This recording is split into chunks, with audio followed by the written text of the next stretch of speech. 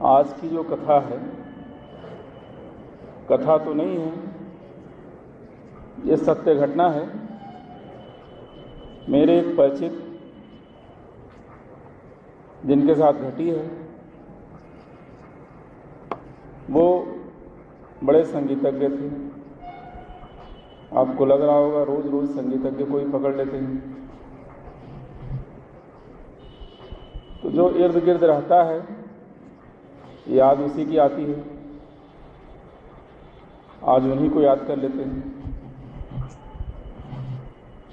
जहाँ तक मुझे याद है, मैं जानता हूँ, वो बहुत अच्छा बांसुरी बजाते हैं। बांसुरी के बारे में आपको जानकारी है? आपने कभी बजाया? आप तो सीटी बजाते हैं। और भी कब बजाते हैं? जब नहाने जाते हैं।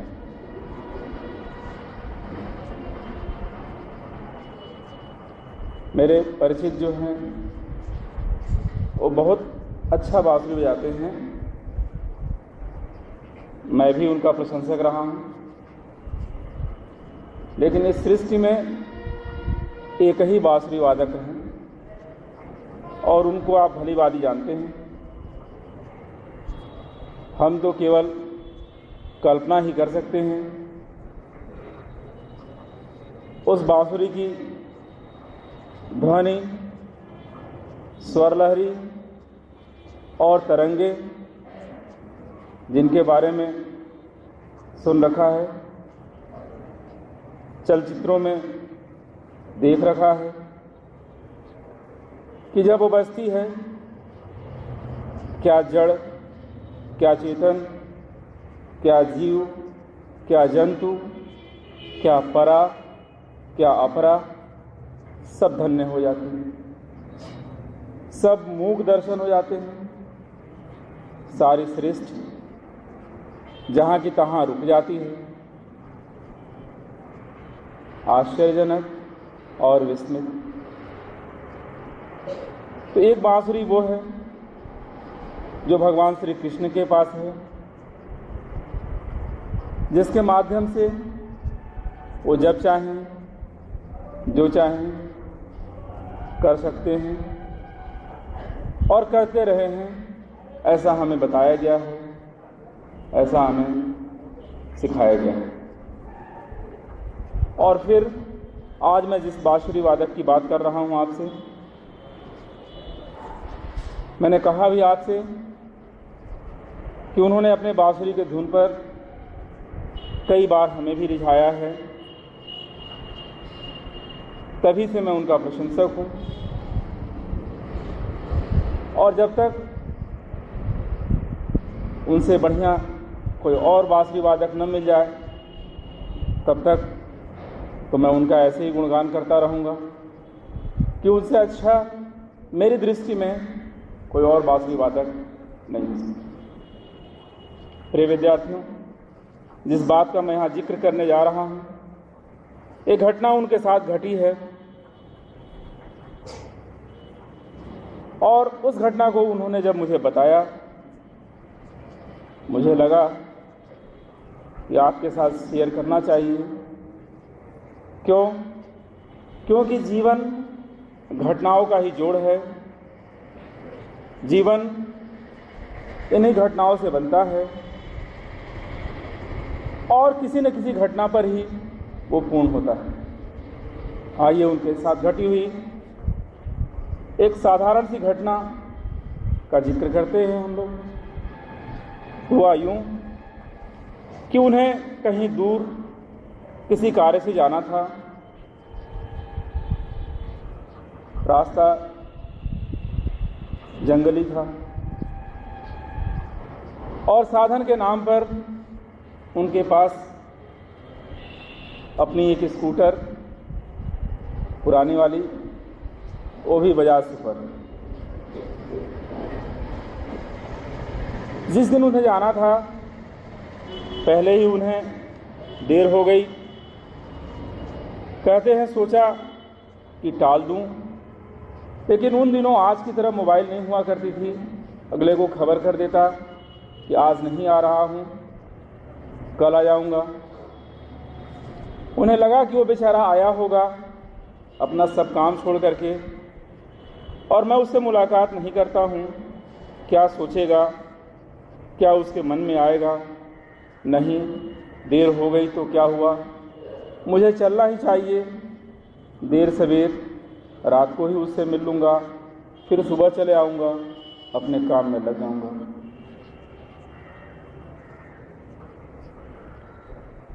बस पहुँचने से थोड़ी ही दूरी पर, यानी पहुँचने से 20-25 किलोमीटर पहले ही रात के लगभग 9 से 10 बजे का समय हो गया था। उन्होंने सोचा 1 घंटे की दूरी है, कोई बात नहीं, अब इतनी दूरी तय कर लिया हूँ तो 1 घंटे में क्या बनता बिगड़ता है, पहुँच ही जाऊँगा, रात में उससे मिल लूँगा, सुबह आ जाऊँगा। अभी ऐसा विचार कर ही रहे थे कि जंगल में रास्ते के किनारे एक व्यक्ति खड़ा उनको हाथ दे रहा है। मन में आया, चलो अच्छा ही हुआ, यहाँ तक की यात्रा अकेले कटी, कोई तो मिल गया और लगता है इसी रास्ते का मुसाफिर है, ले लेता हूँ, 1 से भले 2। रास्ते में बातें करते हुए पहुँच ही जाऊँगा, रास्ता कट जाएगा, अच्छा ही होगा। जैसे ही वो रोकते हैं अपनी स्कूटर, वो आदमी इनके करीब आता है, अभी वो कुछ कहने को ही है, तब तक झाड़ियों में से, आप समझ सकते हैं, जैसे ही वो स्कूटर रोकते हैं तब तक झाड़ी में से 4-5 लोग निकलते हैं और इनको ट्रैप कर लेते हैं। ट्रैप करने के बाद तलाशी शुरू होती है। जो भी इनके पास था सब उनके कब्जे में है। इनके पास अब उन वस्त्रों के अलावा जो इन्होंने पहन रखा है, अपना कहने के लिए कुछ भी नहीं। अब बात आती है स्कूटर की डिग्गी की। स्कूटर में डिग्गी हुआ करती है अभी भी। तो अब डिग्गी खोली जाती है। डिग्गी में क्या है? रुपया, बताइए। डिग्गी में उनकी सबसे प्रिय वस्तु बांसुरी है। वे सब डिग्गी में से बांसुरी निकालते हैं। बांसुरी के बारे में आपको पता है? बांसुरी क्या होता है? बांस जानते हैं ना, जो मच्छरदानी का डंडा लगाते हैं वो बांस से ही बनता है। तो बांस, पतले बांस की एक पोंगी होती है बांसुरी, जिसमें कुछ छेद कर दिए जाते हैं और थोड़ी सी और फॉर्मेटिंग होती है उसकी, जैसे उसको हीट किया जाता है और उसको वो स्वरूप दिया जाता है। तो बांसुरी कुल मिलाकर कहने का मतलब है बहुत महंगी चीज़ नहीं। अब आजकल का ज़माना दूसरा है, आप हीरे मोती उसमें जड़वा के रखें अलग बात है, लेकिन उनकी भी बांसुरी जो है बहुत कीमती नहीं थी दूसरे के लिए, उनके लिए तो उसकी बहुत कीमत थी। उन्होंने कहा कि सब तो आपने ले लिया, सब कुछ तो आप लोगों ने ले लिया, लेकिन ये बांसुरी जो है इसका आप क्या करेंगे? ये आपके किसी काम की नहीं है, इसे आप लौटा दें। वो सब इनकी ओर बड़े आश्चर्यजनक तरीके से देख रहे हैं कि सब तो दे दिया, कुछ भी नहीं बोला। अब ये बांसुरी जो है इस पर इसकी निगाह गड़ी है, आखिर इसमें कुछ ऐसा है तो नहीं जैसा कि आप सोच रहे थे। तो उसका निरीक्षण परीक्षण करते हैं। उसमें जब कुछ नहीं मिलता है तो आपस में इशारा करते हैं इसमें तो कुछ है नहीं। तो उसमें से एक आदमी जो है कहता है कि अच्छा नहीं है तो इसको लौटा दें। जैसे ही बांसुरी उनके हाथ में आती है, जैसा कि उन्होंने बताया कि जैसे ही बांसुरी मेरे हाथ में आई, मैंने उसे प्रणाम किया और उसके बाद बजाना शुरू किया। अंधेरी रात है, निर्जन वन है, प्रथम पहर है, सब कुछ निस्तब्ध, शांत। जब बांसुरी से उठे स्वर अलौकिक हो गूंजने लगे, शुरू में तो उन्होंने अवॉइड किया, कुछ अनमनापन दिखाया, लेकिन हाँ, मैं भी कहाँ मानने वाला था। मैंने भी पूरी योग्यता से बांसुरी बजाना शुरू कर दिया। थोड़ी ही देर में उनकी आंखों में नरमी आने लगी, उनका मन भी संगीत की रसधार में हिलोड़े मारने लगा, डूबने उतराने लगा, और कुछ ही देर में वे इतने भाव विभोर हो गए कि मेरा पैर पकड़ लिया और क्या कहा कि हमसे गलती हो गई, हम आपको पहचान नहीं पाए, आप हमें माफ़ कर दीजिए, और ये सब अपना पकड़िए, ये जो भी आपका झोला झंडी है इसको पकड़िए और निधड़क होकर के चले जाइए। अब इस रात में आपको कोई दूसरा परेशान करने वाला नहीं है, ये हमारा ही इलाका है, हमारे अलावा इसमें कोई दूसरा नहीं आता है। उन्होंने क्या कहा? मैंने अपनी बांसुरी पुनः डिग्गी में रखा, स्कूटर स्टार्ट किया और चलाया। और इस घटना का आज पहली बार आपसे जिक्र कर रहा हूं। अब आप ही बताइए, क्या यह कोई ऐसी घटना है जो पहली बार मेरे साथ घटी है, या नित्यपत रोज रोज घटती रहती है? प्रिय विद्यार्थी, मैं उन्हें क्या समझाता हूं? मैंने कहा फिर कभी इस पर बात होगी, फिर कभी हम लोग इस पर चर्चा कर लेंगे, लेकिन हाँ, उनके इस उद्धरण की व्याख्या आज आवश्यक जान पड़ती है, आपके बीच करना आवश्यक लगता है। और वो इस प्रकार है कि यह स्थिति केवल उनके साथ उस अंधेरी रात में नहीं घटी, बल्कि यह घटना नित्य प्रति दिन के उजाले में भी प्रत्येक व्यक्ति के साथ घट रही है, घटती आ रही है। हर व्यक्ति हर क्षण लूटा जा रहा है, बस कुछ को ही इसका संज्ञान है, बहुत कम को ही इसका संज्ञान है, और जिसे संज्ञान है उसके पास अवसर है, वह अपने को लूटने से रोक सकता है। जिसको संज्ञान नहीं है उसका या तो वही मालिक है, या तो बस एक भगवान ही मालिक है। प्रिय विद्यार्थियों, मैं तो कहूँगा सब छोड़ दो, केवल स्वयं के संगीत को बचा लो, उस वाद्य यंत्र को बचा लो जिससे जीवन संगीत पैदा होता है। और जान लो, जिन्हें थोड़ी भी समझ है वे यही करते हैं। जीवन में जो मूल्यवान है उसका आविष्कार, उसकी खोज आपको स्वयं करनी पड़ती है।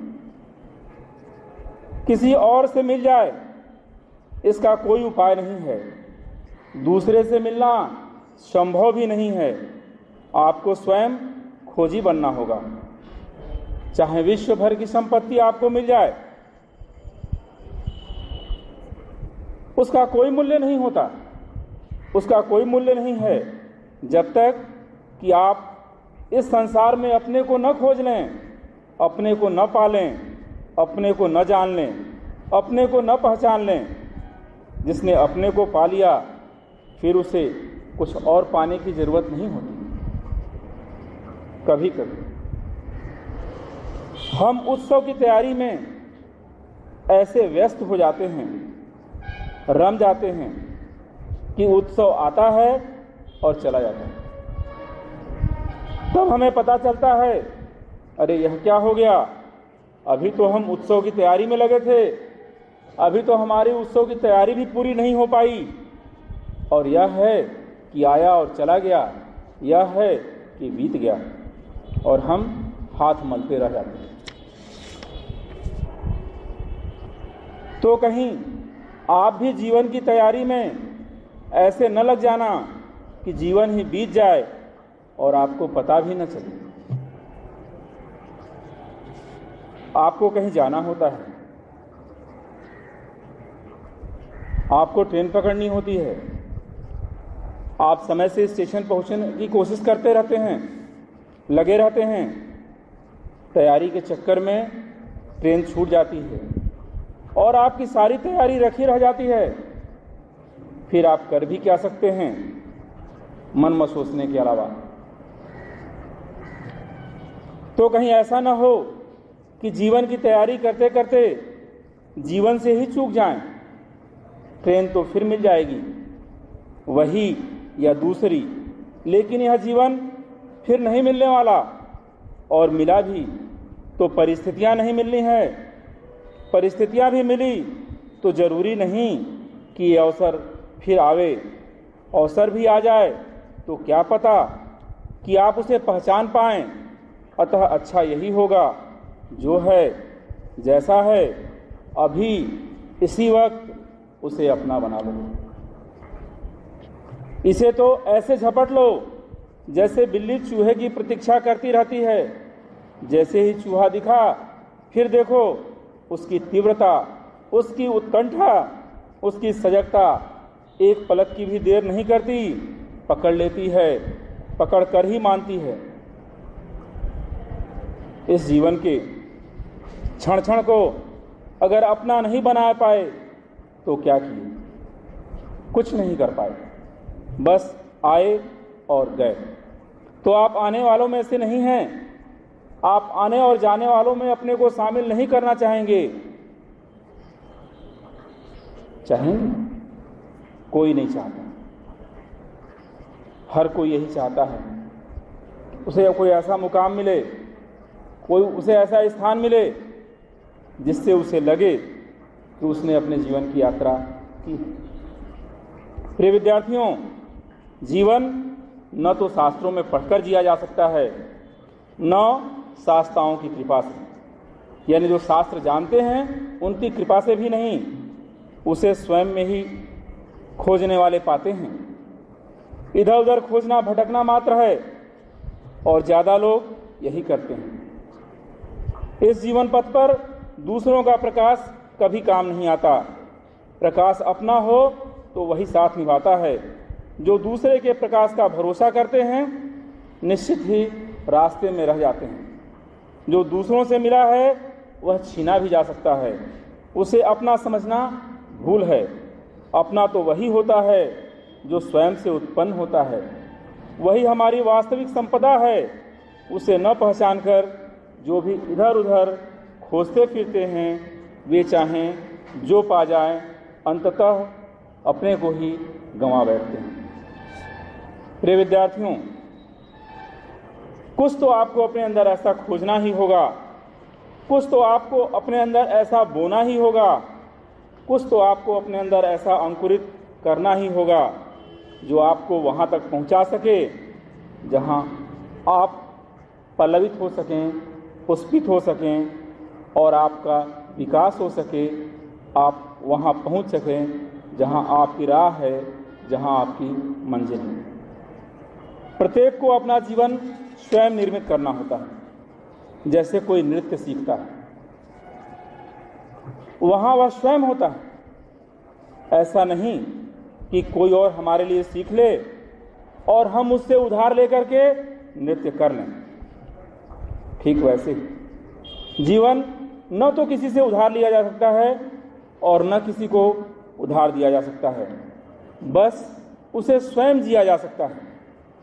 अतः उसे ऐसा बनाओ कि फिर कुछ शेष न बच जाए, फिर कुछ छूट न जाए, फिर कुछ बचा न रह जाए, कुछ रीत न रह जाए, कुछ रीता न रह जाए, कुछ ऐसा न रह जाए कि फिर आपको अफसोस हो कि मैं तो यह नहीं कर पाया, मैं तो ऐसा नहीं कर पाया और रास्ते में रह गया। मुझे मालूम है आप रास्ते में रुकने वाले नहीं हैं, आप मंजिल पर पहुँच कर ही रुकेंगे। प्रिय विद्यार्थियों, आप इस दिशा में लगे हैं, लगे रहेंगे, आप सफल हो रहे हैं, आप सफल होते रहेंगे, आप सफल हो। धन्यवाद।